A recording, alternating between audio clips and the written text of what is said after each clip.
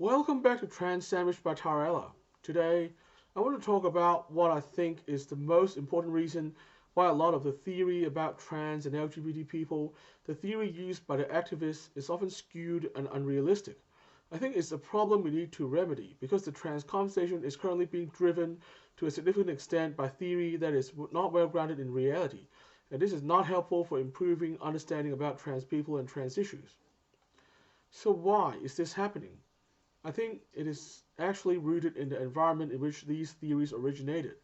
Many popular theories about LGBT people, the nature of gender, and so on ultimately have their origins in the academic humanities, particularly philosophy, gender studies, and other related fields.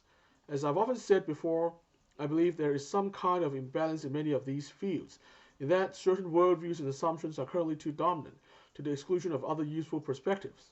I'm not saying that the currently dominant views are always wrong or worthless, but more diversity would be needed to produce a more complete and balanced picture of the truth. I think this imbalance of perspectives, the superficial cause of the skew in the theories, can be traced to an even more fundamental cause. This would be the split of science away from philosophy. Historically, the roots of what we would consider science today was part of philosophy, called natural philosophy. But by the 19th century, the scientific method had become very well developed, which meant that scientific inquiry became a specialized pursuit with its own epistemology, its own defined methods of acquiring knowledge, and its own standards of required proof for validation of hypotheses. This meant that it is no longer fitted well within the broader and more open field of philosophy, therefore the split. Don't get me wrong, I've always been a big fan of the scientific method. Its arrival had been responsible for many key achievements that we now take for granted. However, the divorce of science and philosophy had gradually produced a skew within philosophy, in that it has moved further and further away from empiricism, objectivity, and logical reasoning within each generation. It looks like philosophy is missing a uh, perspective, particular perspective because it has been taken away by the split with science. As one might expect, the continued absence of an important perspective has led philosophy to grow further and further skewed in the opposite direction.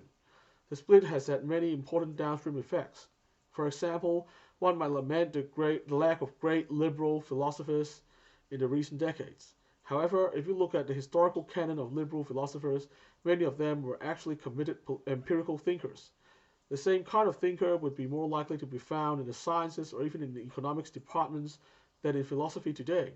In other words, the kind of minds who came up with the classical liberal canon probably wouldn't be doing philosophy at all today, because their interests would have brought them to other fields of study in the first place. Which brings me on to the next problem. In the age we live in, academia is highly specialized and knowledge is highly compartmentalized. This is actually a relatively new development if you look at it in the time frame of the entirety of Western history, and I think its downsides are just beginning to be realized. One major problem with this specialization is that those who work with one perspective are often missing another. Therefore, not only has philosophy grown to put less and less emphasis on empiricism and objectivity, those working in philosophy are also unlikely to interact too much with ideas from the sciences, the new home of empiricism and objectivity. There has been much talk about the need for multidisciplinary intellectual work, but the real multidisciplinary intellectual, i.e., one that is well versed in all the subjects that used to be considered part of the unified category of philosophy in the classical European culture, is a rare thing today. There is at least a good reason that such an intellectual would be rare. To specialize in one field of study itself would already take about a decade if we count undergrad plus postgrad study. To then study the other fields probably wouldn't take as long because the common foundations of academic training would already be there, but I would estimate that it would still take until at least 35, even for a very dedicated and very talented individual. And most people probably couldn't afford to stay at school full time until 35 or older, even if they wanted to. I actually have a proposed solution for this problem. The few individuals with the talent and interest to do this should be identified early on, and they should be given the opportunity to undergo this kind of training, like how there are scholarships for doctors who want to pursue an MD PhD combined course of study, which is very costly in both time and monetary terms, but very useful for society. I think society would benefit much from having an adequate number of truly multidisciplinary intellectuals, because it would prevent individual fields of study from skewing further and further away from each other. Anyway, let's return to theories about trans and LGBT people. In the current highly specialized academic landscape, these topics mostly belong with philosophy, sociology, and other parts of the humanities. The sciences usually don't find this a relevant topic, so there isn't even much in terms of counter-argument theories to what is being offered in the humanities. The exception is clinical medicine, but even there, the amount of attention devoted to trans and LGBT issues is less than what is available in the humanities. This, I think, explains why much of the theory currently out there about trans people is not really empirical, that is, not really based in observable objective reality.